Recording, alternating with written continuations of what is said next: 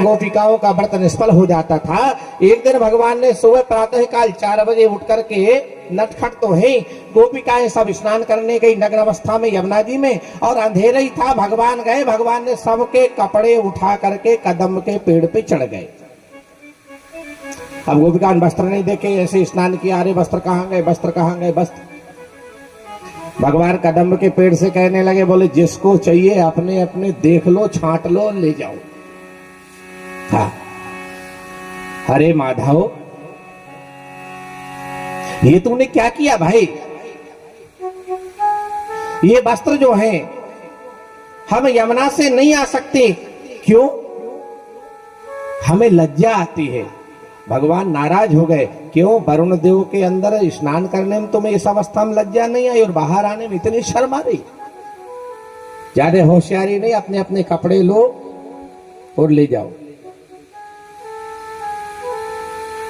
एक गोपी ने भगवान को प्रलोभन दिया। हमारे यहां 4 नीतियां होती हैं, साम, दाम, दंड, भेद।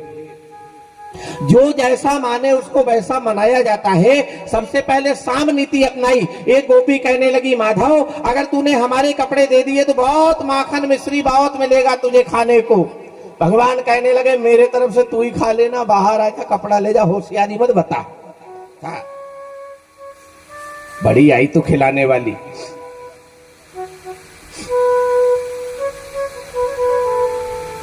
गोपिकाओं ने बहुत कहा।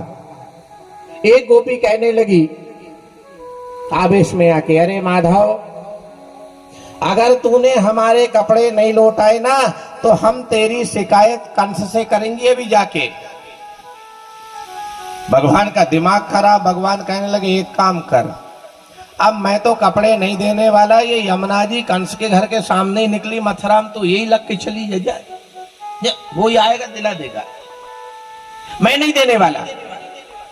एक गोपी कहने लगी, उल जलूल बात मत कर फालतू की, वो अगर घर निकल गया तो राम राम भजना है, अपने को वस्त्र चाहिए। भगवान की बात मानी। बाद में भगवान का कहना माना। भगवान ने कहा कि वरुण देव से प्रार्थना करो, आज के बाद ऐसी भूल नहीं होगी। सारे गोपिकाओं ने उसी अवस्था में जल में वरुण देव से प्रार्थना की, हे वरुण भगवान, आज तक हमने नग्न अवस्था में स्नान किया, पर आज के बाद ऐसा नहीं होगा। बाद में गए, अपने अपने वस्त्र लिए, भगवान ने वस्त्र दिए।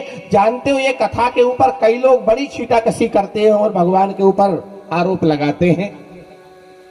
अरे ये क्या किया भगवान ने?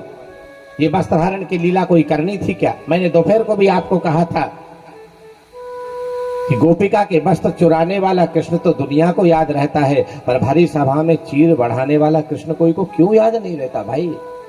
है? अरे चोरी करने वाला जरा सा माखन और दूसरे की नहीं, जिसका माखन है, जिसका संसार है, अगर उसी ने अपने संसार में से थोड़ा सा ले लिया तो क्या चोरी हो गई? तुम्हारा नहीं है, उसका है। और उसी के सामने देखो, आपके पैसे रखे, आपके पैसे से आपने अगर 100 का नोट निकाल लिया तो क्या काय की चोरी? जिसका संसार है, जिसने संसार बनाया, उसने अपने ही संसार में से अगर थोड़ा कुछ ले लिया तो चोरी हो गई। थोड़ा सा माखन खा लिया, लोगों ने बदनाम कर दिया, चोरी। क्यों भाई? माखन चुराने वाला तुम्हें दोषी लगता है, पर उसी कृष्ण ने कुरुक्षेत्र के मैदान में गीता का ज्ञान दिया, वो कृष्ण को क्यों नहीं देखता आदमी? हमारी दृष्टि दोष युक्त हो गई, हमें दोष भाव जल्दी नजर आते हैं और इसीलिए हमें भगवान नहीं मिलता, क्योंकि हम दोष युक्त हैं।